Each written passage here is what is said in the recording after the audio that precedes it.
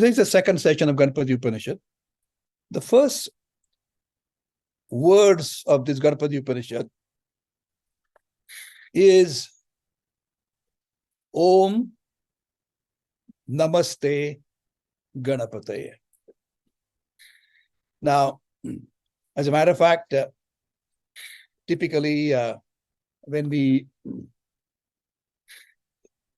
say anything in the form of prayers, the first prayer that we say is Om. But since this is a Atharva Veda, let me say one more prayer before I start the discussion of Om. That there is every Veda has a specific Shanti part, and the Shanti part for Atharva Veda is Om Bhadram Karnebhi Shunuyam Deva Bhadram Pashemaksh Virjajatra Stirai Rangais Tushtamaussas Tanuvi Vyashema Devaitam Yadayo. What he reminds us, Atharvan, may we hear auspicious words with our ears, may we see with our own eyes nothing but auspicious, while engaged in prayers and yajnas, all the rituals. May we, with a steady mind, Atharvana, control body and senses, seeing nothing and hearing but sacred and auspicious, find a life of fulfillment in the service of the Almighty God. As I reminded each other, one of us, every one of us, Almighty God is the entire society, because God is everywhere. So you're a service of the society. Now, coming back to the first word that I mentioned about this Upanishad is Om. Every prayer starts with Om.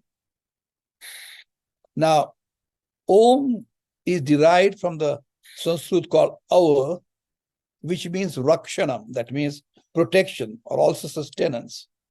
So Auman means the one who protects and sustains this entire creation by lending its existence and consciousness. There's one word Om tells us.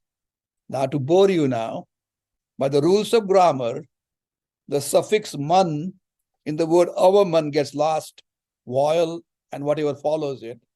So it becomes avam. And localization verb becomes u.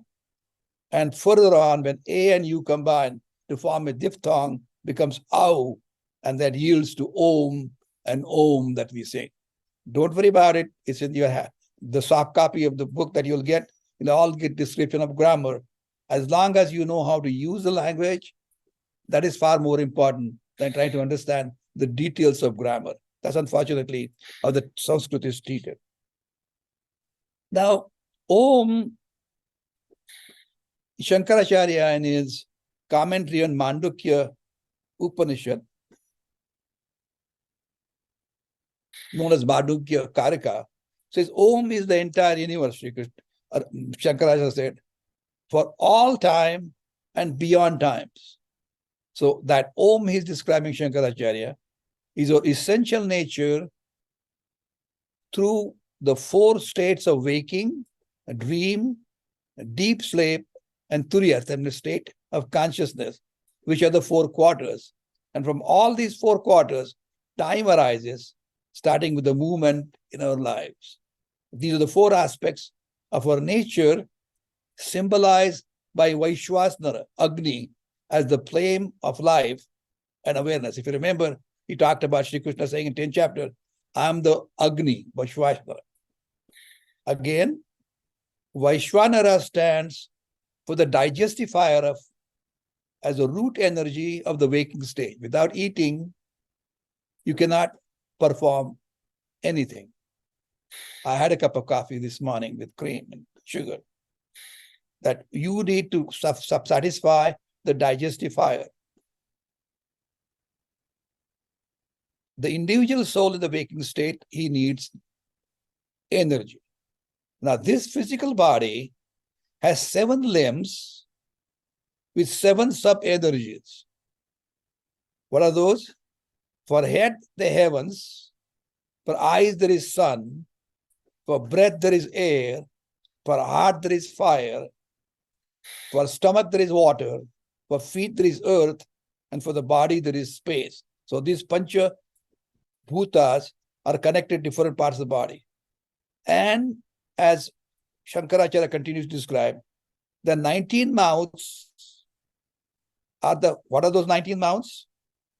5 sense organs: ears, eyes, nose, tongue, and skin. 5 motor organs: feet, hands, organs of excretion and reproduction. And 5 tan mantras: sound, sight, touch, taste, and smell. And mano, buddhi, chitta, ahankaram, consuming 4, that makes it 19. What are those? Mana is mind, intellect is buddhi, chitta is consciousness, and ahankara is the ego. So these 19 consist connecting with the different body limbs. And Tejas stands for the fire of the mind. Now, the subtle body, we talked about gross body. The subtle body has the same form and the faculties of the physical body, but that subtle body is composed of energy rather than matter. When we discussed a few years back about rebirth, we went through that gross body, subtle body, and so on and so forth. The subtle body is the same form and faculties of the physical body, but composed more of energy than the matter. And prajna is the inner flame of wisdom at the very core of we being behind the deep sleep. All happiness in life derives from our ability to access this bliss or ananda that is filtered to us to restfulness of the deep sleep. The true self is not an outer object that can be known through the mind because it's a subject. It is a manifest witness of all the appearances. It is beyond the 3 states: awake, dream, deep sleep, and can only be known through moving beyond these 3 states and their faculties. The 4th state that we'll discuss all through the next few sessions is when there is only awareness. If you want to experience it for a moment, when you continue your mantras or japas, and the momentary silence that you have between the mantras, that is when you are only in the company of that awareness. Now, I've told you the story about BMW last time. Om, Om, Om. The quiet period between 2 Oms that I mentioned. If your eyes, mind, and everything focus on Om, that quietude is exactly when you are only connected with consciousness. So the Om is the vibration of the cosmic consciousness, the very sound of the self itself. Now, I won't bore with you all the Sanskrit detail that Shankaracharya has written because Dr. Sane, as you know, over the years, likes to go through the detailed Sanskrit. But I will stop at this particular stage. These are the description of this. And the book that you'll get will have all that information. So if you really want to go deep into it, you can certainly go into that particular aspect as well. Now, again, what is the next word? Om. Next word is Om Namaste. Now, Namaha is exclamation of adoration, homage, salutation, worship. So you reverentially greet somebody with respect and honor. And that's what you're saying, Namaha. Now, again, the grammar. Here, he's calling Te. Now, Te is basically a dative, the first part. That means one who's closest to you, you say in that particular fashion. For example, a mother, we call it singular, but the father, we in a different way because mother is the closest. So when we are talking to Ganapati, he's so close to us, we say Namaste. So when a dear friend shows up, we say namaste. I mean, it comes from a called Sarvanam. Basically, Sarvanam is Yushmat, Tvam, Yuam, Yuvam, don't worry. But basically, Chaturthi or the dative is Tubhyam Te, Yavabhyam now, Yushmabhyam Ma.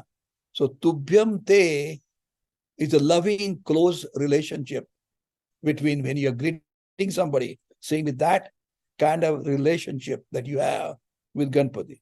Om Namaste. Now and that's exactly what we do. But I hope Dr. Mohan is on the line, because he's the one who always greets everybody with the word namaste whenever the people come from the tours of the temple, namaste, and he emphasized on that. So, Om Namaste Ganapati. And we talked about Ganapati being the master of Gana. Now,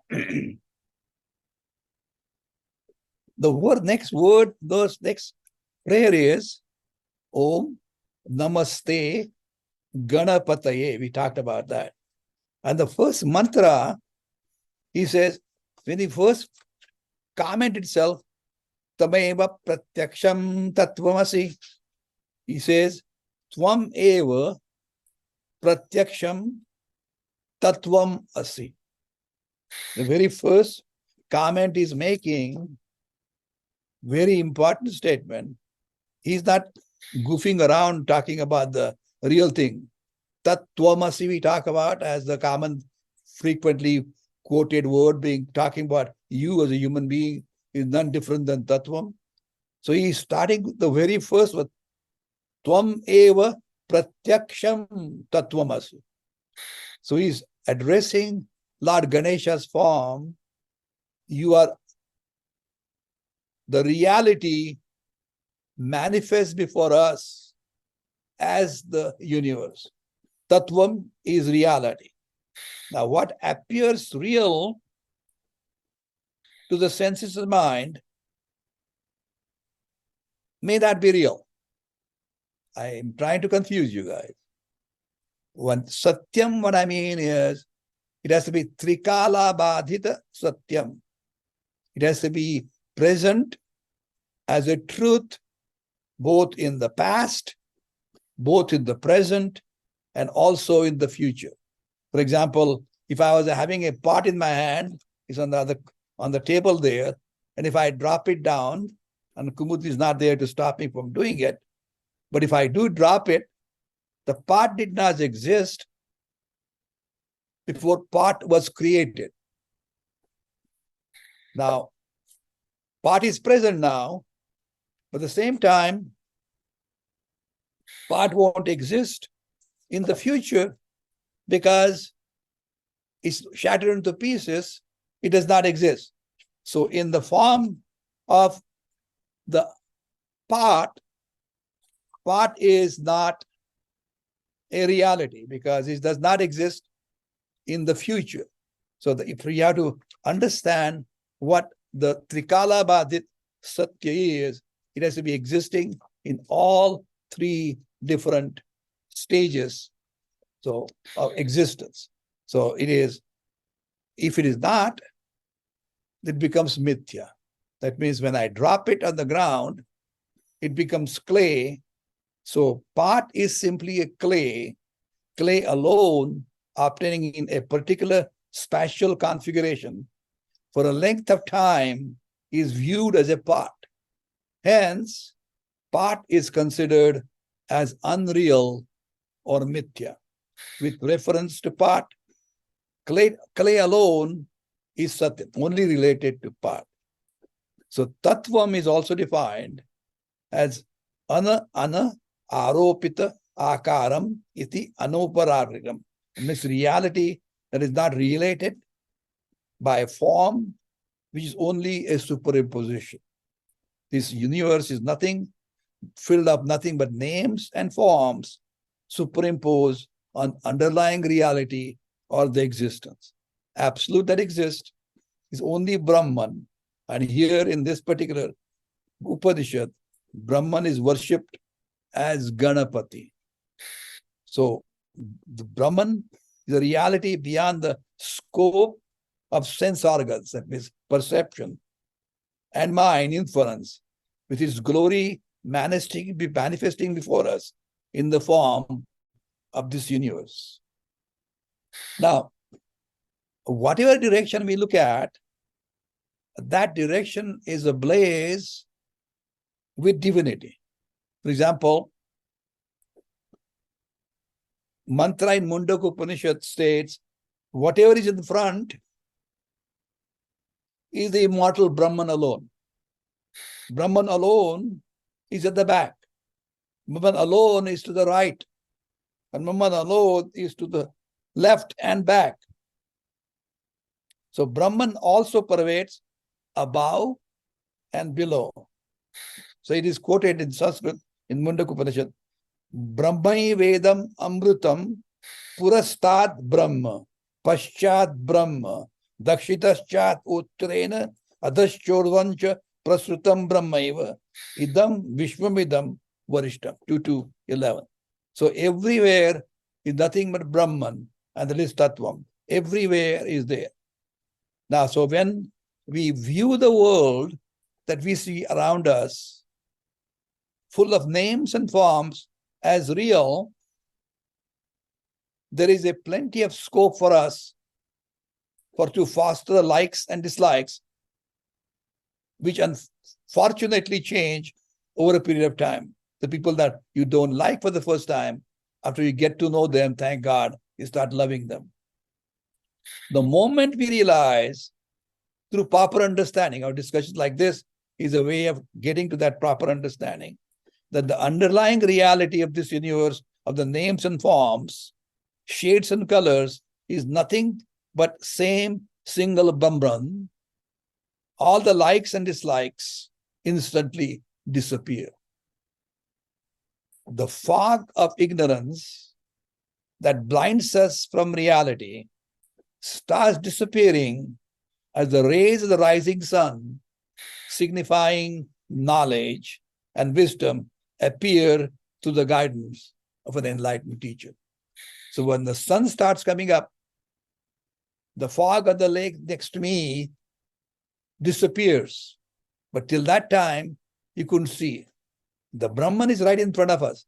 Awareness is right within us, in front of us, right side, left side, upside, downside, every direction. But the thing is, room is completely covered with darkness. But when a teacher comes, pats you on the back, cheers you on, and turns that switch of knowledge on, the divinity that is present all over you becomes instantly visible. That's exactly what he's talking about. So as we understand what Brahman is, it is pratyaksham tattvam. That's what we're describing. So as we are looking outside world, that's Adi Bhautik, and what we are studying together is Adhyatmic analysis as to who we really are. As a matter of fact, if you go back to Ishavasya Upanishad, the opening word itself, verse itself, Ishavasyam idam sarvam yat kinchat jagatyam jagat. The entire world is enveloped, entire world is permeated, but Ishavasya, nothing but Brahman. Same thing goes on in Kena Upanishad. When we say, these are my eyes, these are my ears, this claim of an individual like me is rooted in my ignorance. Every faculty in every life form is a glorious manifestation of Brahman. The objects of thoughts may vary widely, but the essential content of every thought and object is exactly the same awareness, which is Atman, that is in reality is Brahman. For example, if I refer to Kena Upanishad, I should remember Professor Anant Rapachan teaching us beautifully, Kshotrasya Kshotram, manaso manoyat, vachoha vacham, sauva pranasya prana, chakshura chaksha harimachadhira, pritasmya loka, amruta bhavanti. 1, 2. It is the ear of the ear, mind of the mind. It is the speech of the speech, prana, vital breath of the prana. Knowing it as the eye of the eye, wise, rising above the identification with the body and senses, gain immortality. That's exactly we are learning. So we have to remember it is one non-dual supreme reality that is expressing through every sense organ of every life form in this creation. The eyes, the ears are the organs or the equipment that is in reality expressed nothing but Brahman. That is the meaning of pratyaksham tattvam. If the entities of the world represent various ornaments, Brahman represents the gold. The difference between any two ornaments is unreal, as the difference only pertains to the name and form. The commonality between them is real, and that is gold. Again, only pertaining to ornament. Gold is not real either. If the world represents waves and breakers on the Caribbean Ocean, that's where I like to go, filled with water, that water in that ocean is the Brahman. If the world represents the scenes on the movie screen, like Panchadasi described beautifully, one of his books, the Brahman represents the lighted screen, because if the light is not there and the screen is not there, this changing world does not appear. So awareness represents Brahman in all of us human beings, and for that matter, all living entities, because I want to emphasize over and over again, I wish John was here to listen to this, every living entity, whether human beings, animals, plants, all entities have the same sentience that we have, and we respect each and every one of them as much as we respect ourselves. So what we have done so far is quickly taken a review of Om Namaste Ganapataye. One sentence I covered is Tvameva Pratyaksham Tattvamasi. Tvameva Pratyaksham Tattvamasi. The reason why I'm taking that much time, because this itself is a foundational grantha, or the book of Vedanta. For example, if you remember the story, sometimes that way the people remember it. When Professor Rambachan appeared to learn at the feet of my Guru, Swami Dayananda Saraswati, he went a couple of months late because he could not get visa from Caribbean that getting to India. And he said, I'm sorry that you missed the first foundational teaching I did was Tattva Bodh. One chapter, one book itself was Tattva Bodh. I do have the books here in front of me. These are my notes on that book, Tattva Bodha. And, this is a Shankaracharya's book of Tattva Bodha. But again, the key is, unless and until you understand what is Tattvam, you really cannot understand the rest of the Praman Granthas in the Vedanta we're talking about. I know it's overwhelming talking about it, but I think it is important that I hit you with so many powerful words in the beginning and go from there on. I will, one more couple of lines I'll take and then catch up again next time. He continues his, Tvameva kevalam kartasi, you alone are the creator. Tvameva kevalam dhartasi, you alone are the sustainers, dhrut dharta. Tvameva kevalam bhartasi, you alone are the annihilator or recreator. That means goes to the recycling. So there are innumerable activities or phenomena that occur each moment in every possible universe, in this vast universe. At the macro level, the scriptures talk of the most important phenomena of creation, sustenance, and annihilation. So really speaking, the description of the Lord focuses on these three to make it easy to understand, because that's easy to. So Brahma Sutra says, Janmat Yasya Yata. Brahman is that from which the universe originates. It is sustained, into which dissolves. And there is a common notion that there are three gods. I mean, if you see in our temple, they call Brahma, Vishnu, Mahesh.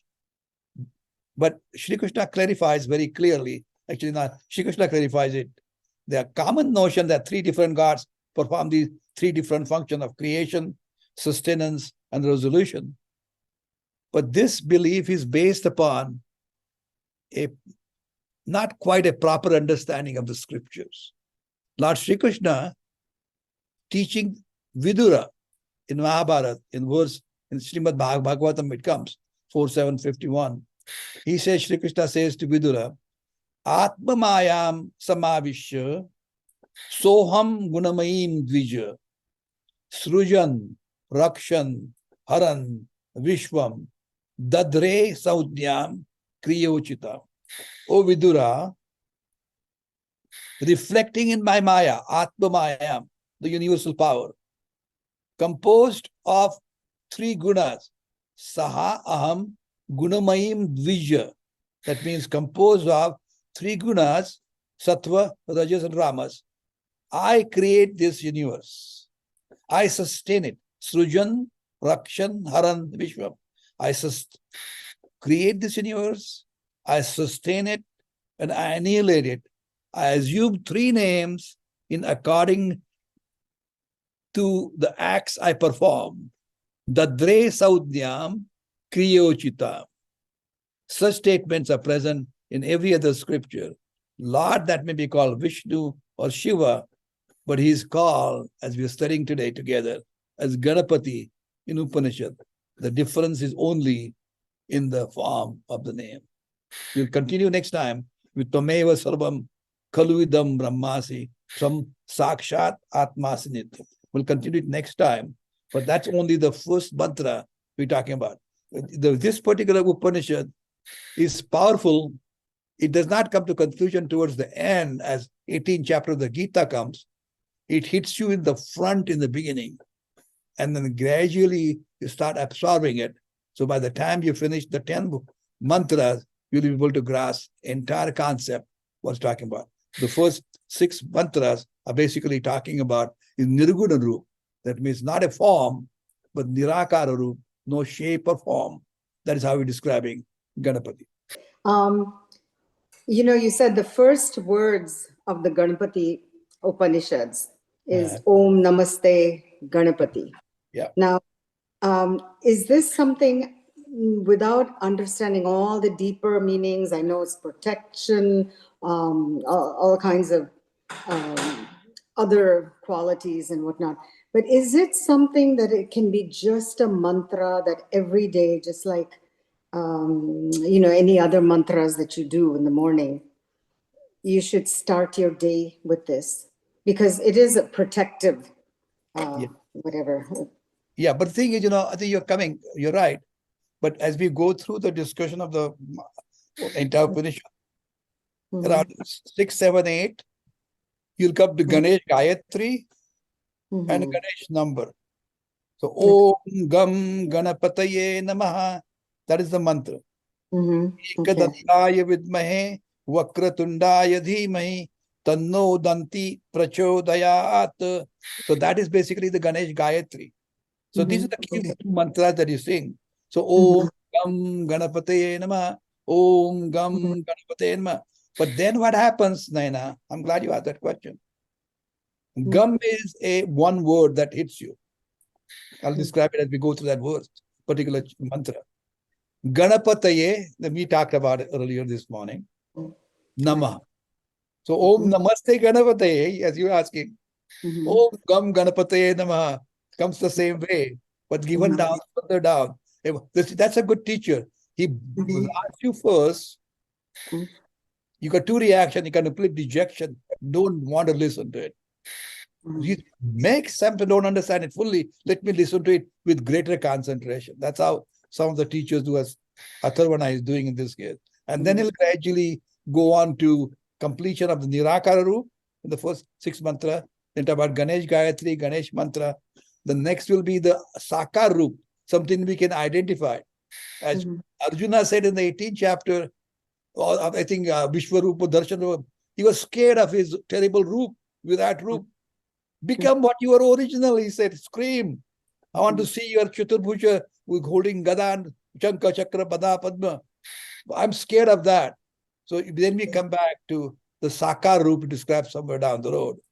And then he details as to what methodology to perform, follow through, so it becomes an integral part of your personality. It's very small mantras, but it's very powerful. I'm sorry, I blasted the whole group with a powerful message this morning. Yeah, this is for the level of Got my kindergarten. glasses on. So we're still kindergarteners. We still have to go to. No, I was teasing you last time. But the thing is, Vedant, you had to go to Gurukula for about 12 years to learn and do nothing else, not go shopping. For example, when the Kumud discussed Prashna Upanishad about 1,000 years back in the old temple, the opening of Prashna Upanishad starts. These 6 children, bright children, Ivy League scholars, are sent by brilliant parents who are enlightened themselves to learn from this guru. And what does he say? Stay in this place for a year as a freshman, continue doing the prayers, meditations, and you still have questions, I'll teach you. So if you really show the interest for a year and I see your conduct, then I'll answer you. And again, with humility, if I can answer your questions, I'll answer you. You're enlightened enough. But nonetheless, there are 6 scholars, 6 questions. That's what Kumar described many years ago in the temple at that time. So you have to, sometimes every teacher has a different style. And Ganapati Upanishad, because that's the Upanishad I'm discussing it comes with a blast of a, like, Om Gam Ganapati Nama, Namo Namaste Ganapati. That will go through systematically one by one. So hang in there. All right. We'll do that. Thank you. So, and we are part of the prescription that you said yesterday. So we are here. And I didn't realize, and I think that is why we need a guru. Although we have been chanting, I've been chanting Ganapati Atharvashirsha, but the way you said that the Gita reveals itself at the end, the culmination of the Sar, of course, throughout, but chapter 18 is very, conclusive. But Ganapati Atharvashirsha or Ganapati Upanishad, it is right and center. And I realized it after you said that. Tvameva pratyaksham tattvamasi.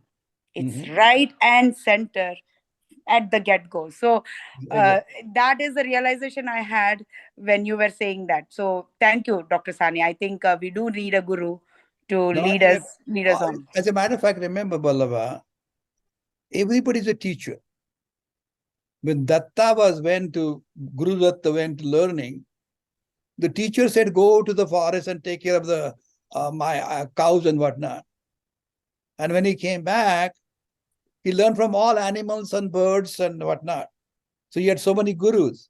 So you can learn from everybody that you come from, starting with mother being your first guru. Even husband, the Jaidev standing next to, is your guru too, sometimes. But the point is, you have to learn from everyone. You have to keep the eyes and ears open.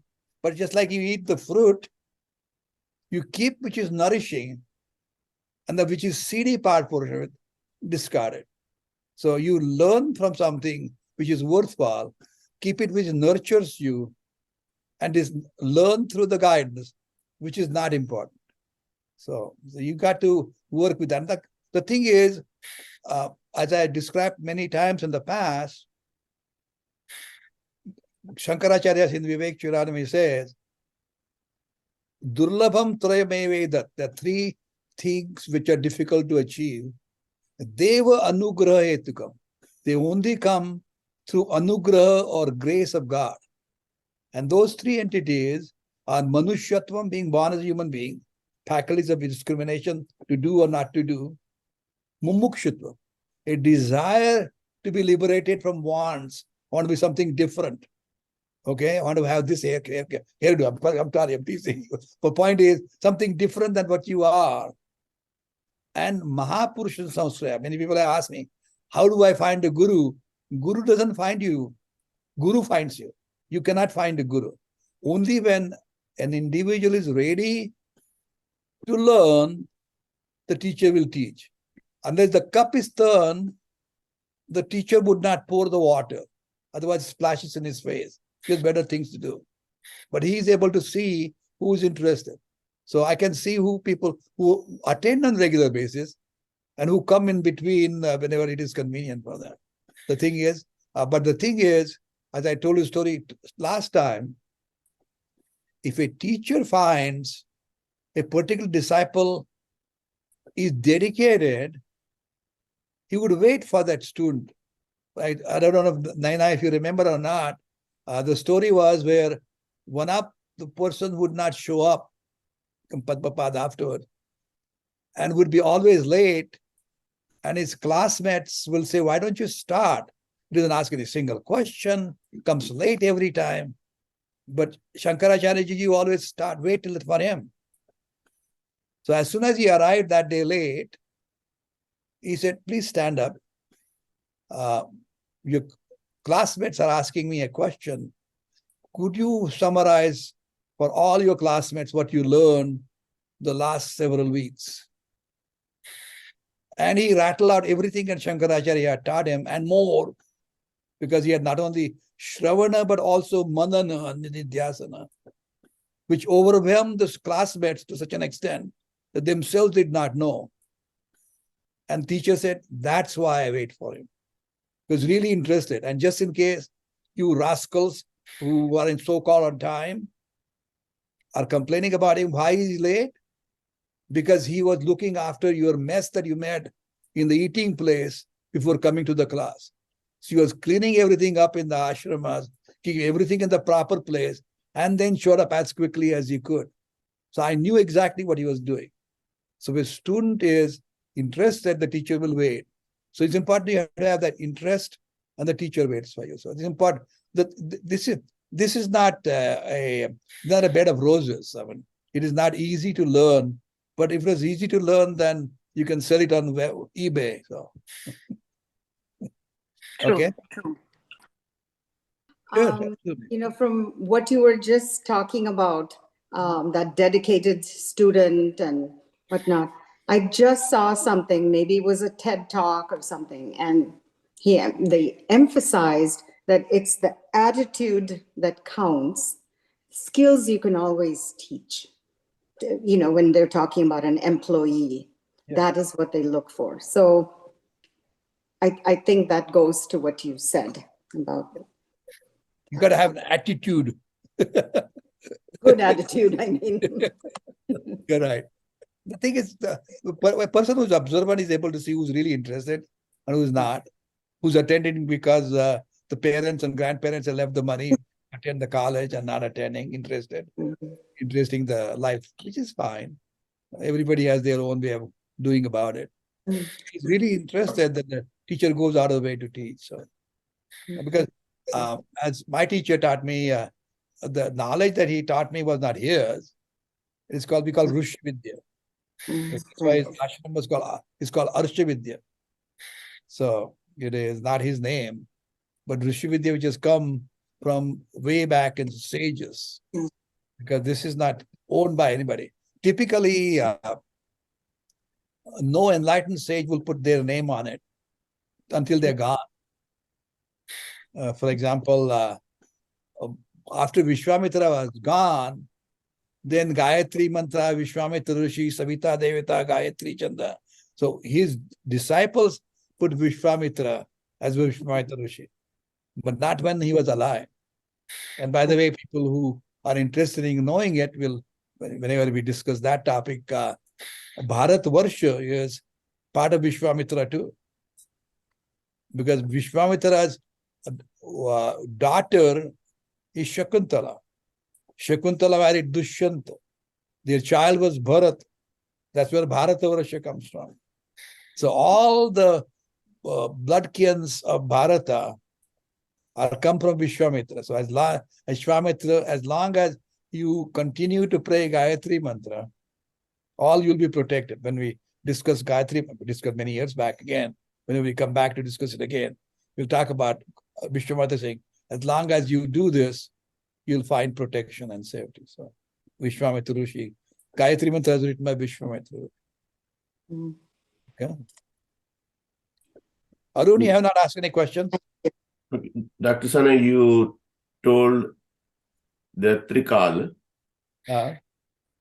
past, present, and future. Yeah. And you say, because something does not exist forever, it's mithya. But how long do you take the line? Because that way, sun, moon, everything is mithya, right? And only Brahma is the true entity. I'm glad you asked that question. The... Sure. I'm glad you asked that question. That does not mean that we don't know how to deal with those entities. So it is very important to accept the fact that instead of saying mithya, you can call it is transient in existence. So as long as you realize it is transient in existence, then that mithya can be better acceptable to most people. But as long as you realize you are not there in the past, unfortunately or fortunately, you won't be in the future, hopefully one with Brahman. That's why it's called considered mithya. To me, it is transient. That's the way I look at it. So take it easy. You still have to continue working and paying your bills. Arun, I'm sorry about it. Yeah, to me, what matters is the present, because everything else, absolutely. At the same time, I can't touch it. I can't touch the past and I can't touch the future. But at the same time, good, very intelligent comment. But Arun, unless you prepare yourself for future in the present time, the past will come to haunt you. Think about it. So in present time, you still have to plan about the future in the sense who really you are and come to live it. You understand what I'm saying? So, Anant, I don't have Prasanna asking any comment or questions. Prasanna? Yeah, I really don't have anything to say because you summarized much of what you have said before. When you stand in front of Ganapati, an ordinary person is a very friendly deity. To one who is enlightened, he does not see the deity, he sees consciousness, is what you said. Like a goldsmith sees gold and not the ornaments. Yeah. Or like a realized soul sees carbon and not the diamond.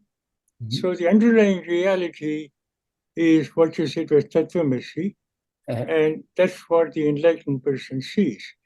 But to come to that stage, you have to go through the manifestation of that principle that you see in front of you, which is Ganapati.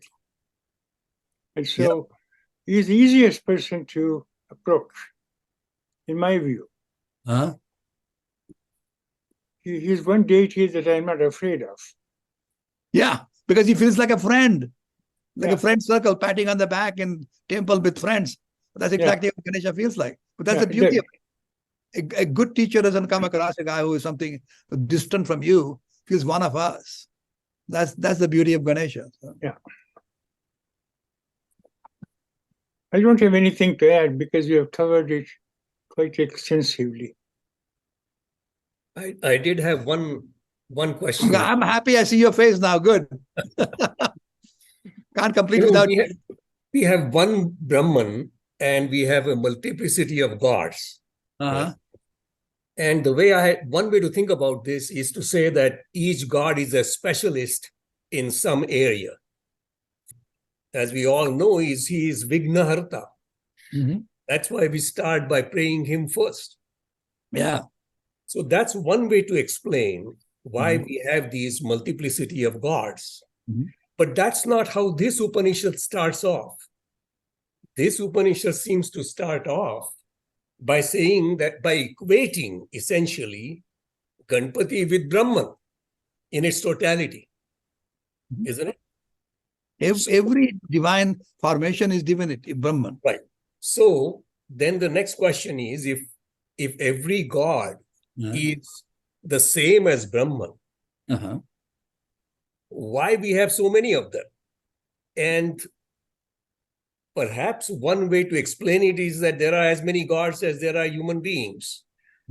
So each one, whatever they like to worship, they worship that, or they worship Brahman in that form, shall we say.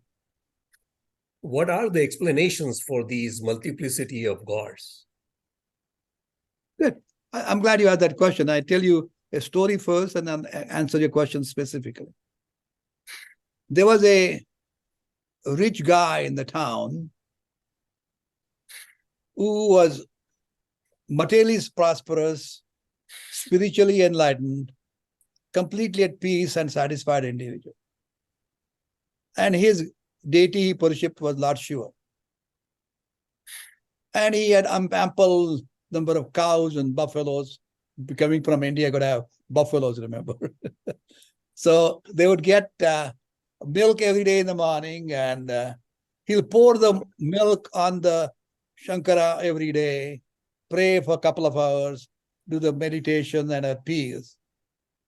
And one of the servants in the olden times, servants were not just adults, but young kids, the whole families will be serving the entire master, quotes unquote. So he would go milk the cow and bring the milk for this old man who did puja and pour on Shiva.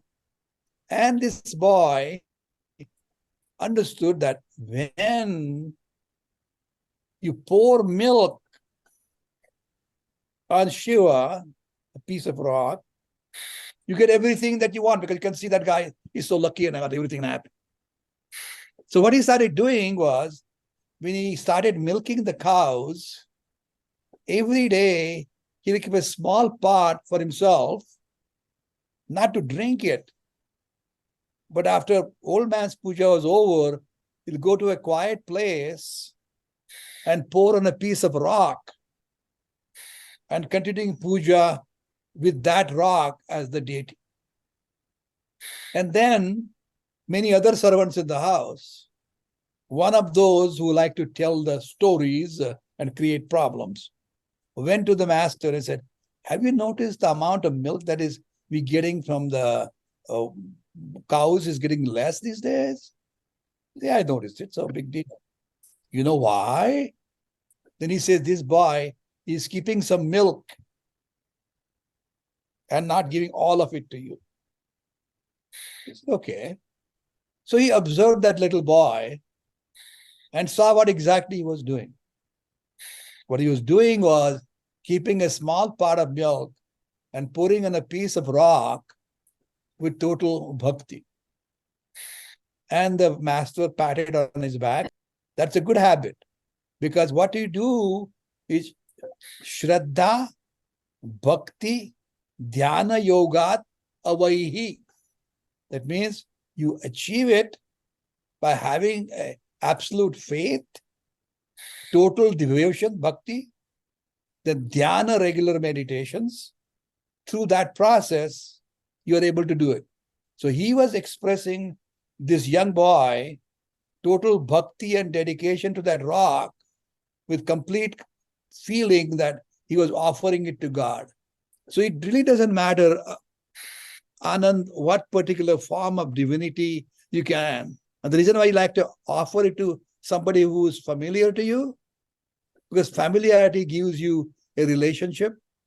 So it's perfectly okay what deity you use. It's not only, that's why if you see down in Ganapati Upanishad, the first few mantras, 6 of them, are Nirakara Rupa. Then there's Gayatri and Gayatri mantra. And then there's a Akara Rupa. He describes exactly its physical form as a Sakara Rupa of Ganapati. So that's the form that we identify with. So it really doesn't matter. Your question is brilliant. What form of divinity that you pray to, as long as you realize that that particular shape or form is itself nothing but Brahman. I don't know if I'm answering your questions or not, but that's the way I look at it. So, the question that Anand has raised brought a certain thought in my mind, which I'm sharing. But- The unmanifest has potential. It has infinite potential, whereas the manifest sometimes becomes limited. So that may be the difference between, the unmanifest Brahman has infinite potential. It is complete, total, Purna. Whereas in manifest form, there seem to occur limitations. So that may explain multiplicity of our gods and, the qualities that we attribute. Although they are all Brahman, in their limited manifestation, that must be the issue. That's true. I think listening to you, the maybe a better way, perhaps, to explain this multiplicity, rather than calling each one a specialist, is to say that Hinduism believes that Brahman is everywhere. There is not a single place where Brahman is not. Mhm. So the question is not why there are multiplicity of gods. The question is where is it that God is not? And therefore, everything you see, whether you see Ganapati in a murti form, or you see a rock, or you see, plants or human beings or whatever it is, according to Hinduism, God is in all of them. True. That may be a better way to explain this, because this question obviously comes up for our children and everybody as to why there are so many different things that we worship. To complete what Anand was saying, as a matter of fact, the first mantra I discussed today ends, Anand, read it. Tvameva sarvam khalu idam brahmasi. Tvameva sarvam khalu idam brahmasi. So basically, we talked about, yes, everything is Brahman. Each and every entity is Brahman. So that's exactly what the first verse is. So, Tvam sakshat atmasi nityam, Tvam eva sarvam kaludam. That's the starting part going to be next time. But that's what we concluded today on Tvameva sarvam khalu idam brahmasi. Sarvam khalu idam brahmasi. You are nothing. Everything is Brahman. Anand, you're absolutely right. That's what we discussed today. Go ahead. And Madhvi, Okay. Yeah, I was asked the same question by high schoolers earlier this week on Monday, October 2nd, Gandhi's birthday. And the way I, explained to them that, and I think we all are saying that all those God forms, they are Brahma, or they have everything, as the lady said also. So when we do invoke a particular God like Ganesh, or Saraswati or Lakshmi, so when we do Saraswati, so it's that part of our ability that gets activated, and therefore our effort gets directed into that direction more, and therefore we get more of Vidya or more of Kala, more of, and similarly, like for Lakshmi, more of opulence or wealth. So that's the way I explain it, that part of ours, we have everything as Brahma, as a representative of Brahma, but then that part gets activated and therefore we achieve the intended results. That's the way I explain to them. Good. And I think we all are saying that. You're right, Godan. You're absolutely right. Once you understand the subject yourself, you really can understand and teach them. I want to make one more comment about your comment and then go to Madhvi because she had raised the question. When you talk about Lakshmi being prosperity, I think that's a misunderstanding for most people. Let me clarify. The universal energy is only one. In our temple, it is formed in different temples. The motherly love is expressed in the form of Parvati's temple, Meenakshi temple. In the form of quality, teaching, art, culture, is the mother teaching you as Saraswati. Fierce love of protection is shown with the same universal energy in the form of Durga. And Lakshmi is not only material prosperity, it's the universal energy of total fulfillment. And total fulfillment is not only wealth as people misunderstand. That's what they do in Gudiyalite. Lakshmi Puja is doing for wealth. That's incomplete understanding. Lakshmi represents fulfillment of all the wealth. That includes from material wealth to the spiritual wealth. You have to remember, universal energy is one, different shapes and forms. Where you're connecting is perfectly fine. I have one comment. Absolutely. Nothing happens till it's done physically. And why we are so, it's like, we accepting to all forms of deity and things like that, while, the other religions which will totally go against it. There is a battle of 10 kings, which was before even, Ramayana thing. And the king who won against all the 10 other tribal kings, that was in the region of, say, Afghanistan, Pakistan, India. That's how we know them. I mean, he did not try to impose his own god, goddesses, or culture over them. We accepted that, okay, everyone is, you practice, everything is right. And that's the sort of thing which went on, and that's the root of the Bharat culture also. So you would say Hinduism, but we never imposed on any tribe or anything. Even today, they are free to do whatever they want to do in terms of the religiosity and all. And we are true multicultural religion, or you can say dharma. So, right? So it's physically manifested because of the the way our culture is set up. And that's why we know that, okay, there's one Brahman, and it manifests in multiple, and we allow it to manifest in, because if we go to Vaishnavism, so Vishnu becomes the Brahman and everything. If we go to Shaivism, the Shiva becomes the Brahman and everything. And even if we look at the Ganesha becomes everything also. We accept it. That's why it is there. I think that's the historical reason. Or at the same time, I think it's very, very important. But I'm telling for the parents and, of course, youngsters, if they are there, is that you have to respect other faith traditions.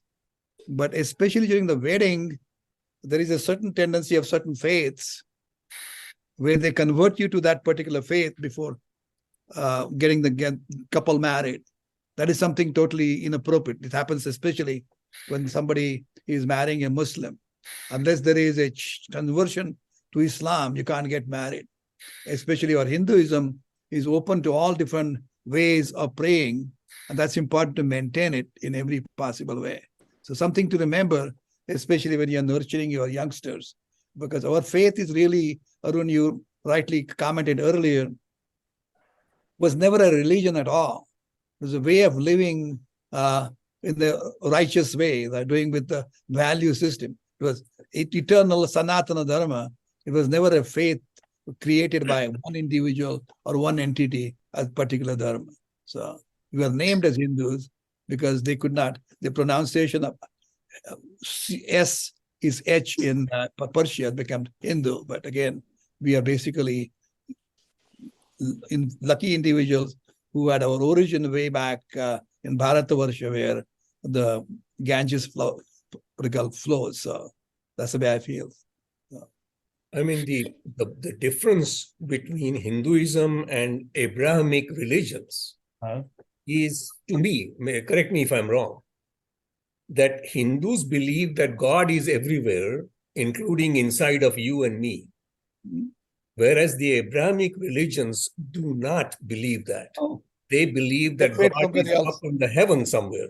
Yeah. So that's a huge difference. In fact, the fundamental difference between Hinduism and these other religions. And so we have multiplicity of gods because there is no place where God is not. Exactly. Do you remember the story of the guy who was teaching Namdev? So for the other religions, there is only one place where God is. Yeah, exactly. So that's why this difference I mean, that's one way to explain. Yeah. why we have multiplicity of gods and others don't. But when we talk on multiplicity of God, we were discussing earlier in a different way. I'm not talking about, we're talking about the churches and synagogues and other places. The point is, you're absolutely right. We recognize divinity being all over, not precisely at one place. But again, you discuss that only when you are asked a specific question. Atmanya Atmana Tushta, basically. Be satisfied with what you know, your comfort level. Don't get into arguments. Doesn't help if you only teach, only if somebody is willing to learn. So you're right. You're right. I agree with you fully. And on this subject, what came to mind was that incident where Jnaneshwar actually proved his point when they said God is everywhere and they pointed to that buffalo. He brought out the thing that if time comes, the potential can manifest even through the buffalo. So at all times, all potentials will not be manifest in all forms and things, but if time be, God will manifest anywhere. Narsimha can happen, and all sorts of things can happen, because at every non-living and living object there is the same God. Absolutely. I think that's a great point. Multiplicity of gods, or the way we accept everything, is the only way to go for the world. Otherwise, what we have is what we saw yesterday. Mm-hmm. Oh, yeah. Because otherwise, this will just destroy each other. That, okay, you don't believe in my God, right? I know.